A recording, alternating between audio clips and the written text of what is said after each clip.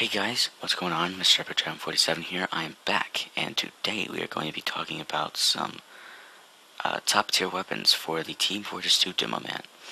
Now in this video, I won't be talking about Demoknighting because it's almost like a different class in itself. So this is for actual blowing stuff up Demoman. And I'll only be doing 5 weapons per slot, considering that there are 5. So primary. Let's go ahead and start out. Number 4, the Bootlegger. Bootlegger is not the greatest weapon of choice when being Demoman. This weapon gives you 25 health boost, but does no damage whatsoever. If you want to practice your sticky skills, you can go ahead and put these on so you won't be tempted to use grenades. But, besides that, there's no real point in using these for actual Demomanning. Number 3, the Loose Cannon. This weapon is different from any Demoman primary in TF2 thus far. It has a charge shot that explodes in 2 seconds after you click mouse 1, deployed or not. It has a knockback on it if the projectile hits someone before it bounces. Unlike other demo primaries, it doesn't explode on impact. The ideal thing to do is to get the knockback and make it so it explodes right after impact. I suppose like any new weapon, this one takes a while to master, but once you do, you can do pretty well with it. But still, it's an odd weapon to even talk about. I mean, this is still a fairly new weapon, and there are some things that can get fixed later on, but for now, it's a weapon that's odd to use and go up against. Number 2, the Lock and Load. If you can hit all your shots on impact with a grenade launcher, you might as well go ahead and use the Lock and Load. It does 20% more damage than the grenade launcher, and the projectiles move quicker. This weapon is the ultimate for taking out buildings. The bad thing about it is the fact that there are 2 shots instead of 4, and any grenade that doesn't hit someone before it bounces just disintegrates. I don't use this weapon much because I'm used to the rolling method and grenading, and for the most part, you can't really do that, which is something I don't like. Number 1, the grenade launcher. Boy, oh, do I love this weapon. It does about 100 damage for a direct hit to someone, and about 40 damage to someone after a bounce. If you hit someone before a grenade bounces and the enemy is in midair, you can get a pretty nice air shot on them, and it will knock them back. Spamming all 4 grenades in pretty much any general direction will give you a good amount of kills eventually. So that's all for the primary. Let's go right on to the secondary. Number 5, Charge and Targe. This is one of the 2 Demo Knight weapons. It has a charge meter that, when fully charged, can give you a health boost and a guaranteed mini crit with whatever weapon you shoot first. It gives you a 50% fire resistance and 40% explosive damage resistance. When you say 40% explosive resistance, this does not mean self-damage. An example being having your grenade exploding at your feet. Number 4, the Splendid Screen. This weapon, if you're Demoknighting, is a direct upgrade to a Charge and Targe. It does 70% more damage on a shield bash than the Charge and Targe would. The bad thing about it is that it has 20% fire resistance and 15% explosive resistance. But most of the time, that's not a huge deal. Number 3, the Sticky Jumper. Quite honestly, this is better for actual demo manning than using the shields. As you can tell by the name, it's used for sticky jumping. It does no damage to you or other players. This is used for demo man who don't use their stickies that much and would like to get behind enemy lines to get ambushes on people with grenades, but quite honestly, it's not that great to use. If you're going to use it seriously, I suggest using it with a Lock and Load, because you can get up close and hit people directly. Number 2, the Scottish Resistance.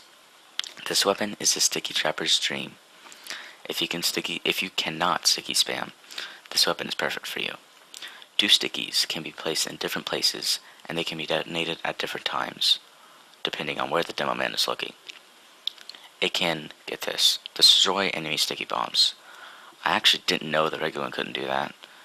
Anyway, you can put up to 14 stickies at once, you have 12 more ammo carried, and this has a 25% faster firing speed.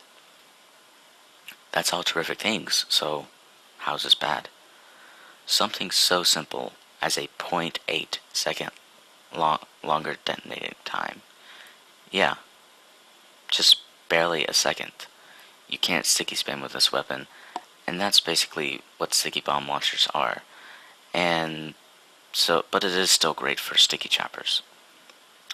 Number 1, Sticky Bomb Launcher. I can't explain how much I love this weapon. It's a vanilla weapon, and it's amazing, to say the least. You can place up to 8 stickies at one time. I don't really know how I would put an emphasis on that. Anyway, you have to wait about half a second before detonating them. And I mean, seriously? It does an insane amount of damage when used correctly, and it can actually do more damage than a good lock and load demo. Now let's go right on to the melee slot. Number 5, the Scotsman Skullcuter. Okay, I'll be honest. I used to use this weapon all the time because of the 20% damage boost. At the time, I didn't think slowing myself down 15% was too bad. But when I made the switch back to the number 1 weapon, I found it was amazing how less I got backstabbed or set on fire or heavied, I guess you could call it. I'll say that if you're willing to use your melee weapon a lot and can take the speed penalty, this is a great weapon to use. Oh, I almost forgot. Crit happens a lot with this. Now that I think of it, it's about the same crit times as a rocket launcher, where they happen like all the time. Anyway, here goes number 4, Pain Train. If you're a capture the flag guy or gal, you'd be silly to use this weapon. This weapon should only be used on blue team, payload, or control point maps. This weapon does the same amount of damage as a bottle, but raises your bullet vulnerability by 10%. This weapon doesn't sound like a lot, or this doesn't sound like a lot, but you'll notice you'll die about 25% faster to a heavy. The reason this isn't number 4 is because it's not good in many situations, and like I said, blue payload or control point maps is the only place it's even useful. Number 3, the Half-Zatoichi. I really couldn't decide whether this should be number 2 or 3, but most people would put number 2 at number 2. Anyway, this weapon does the same amount of damage as the bottle, but when you get a kill, you get your full health back. The thing is, when you have this out, you can't switch your weapons until you kill someone with it. So try and use it only when you're out of loaded stickies, grenades, or whatever, and finish people off. Another bad thing is, this weapon requires communication. It's not too great in pubs. Now, let me put it this way. You're in a pub, you see a guy that's at low health, so you take out your Zatoichi. Boom, that guy just got killed by a sniper. Now you have to run around like, as another YouTuber has put it, a chicken with its head cut off. Now if you had communication, you could have said, hey, don't kill this guy, I got it. So that's why this is a number 3. Number 2, the Eyelander. So yeah, this weapon's pretty cool. If you use your melee weapon a lot, you might as well use this. Every kill raises your speed and adds 15% or 15 health for you. This is limited to only 4 kills. At first you start out with 25 less health, which would be 150.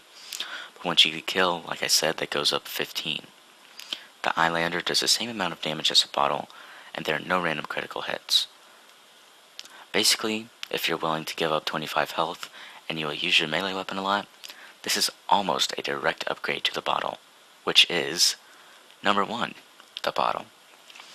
I put this in number 1 because all the other melee weapons affect the player in some form or fashion, whether it be slowing you down, bullet vulnerability, less health, turning ammo to health, or not being able to put your melee weapon up. Most of the other weapons affect you from spawn, and that's why the bottle's at number 1. It's a vanilla weapon.